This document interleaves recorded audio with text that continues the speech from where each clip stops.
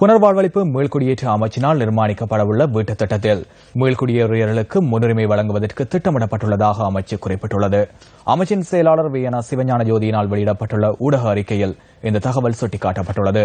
அதற்கமைய 65,000 வீடுகளை அமைப்பதற்கு அமைச்சு ஆரம்பித்துள்ளதாகவும் அவர் கூறினார்.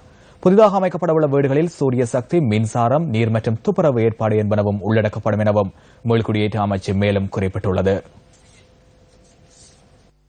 குறிப்பாக நேற்று முன்தினம் யாழ் வழிவடக்கில் விடுவிக்கப்பட்டுள்ள காணிகளை துப்புரவு செய்வதற்கு தேவையான உபகரண தொகுதிகளும் உணவுப் பொதிகளும் தற்காலிக இருப்பிடங்களை அமைப்பதற்கு தேவையான கொடுப்பனவுகளை மேல்குடியேற்ற அமைச்சு வழங்கவுள்ளதாக அமைச்சின் செயலாளர் தெரிவித்துள்ளார்.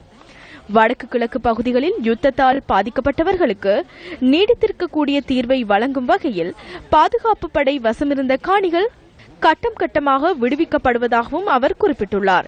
யாழ்ப்பாணத்தில் மாத்திரம் 12,000 குடும்பங்கள் அகதி முகாம்களிலும் உறவினர்கள் நண்பர்கள் வீட்டிலும் தங்கியுள்ளதாக மீள்குடியேற்ற அமைச்சு தெரிவித்துள்ளது.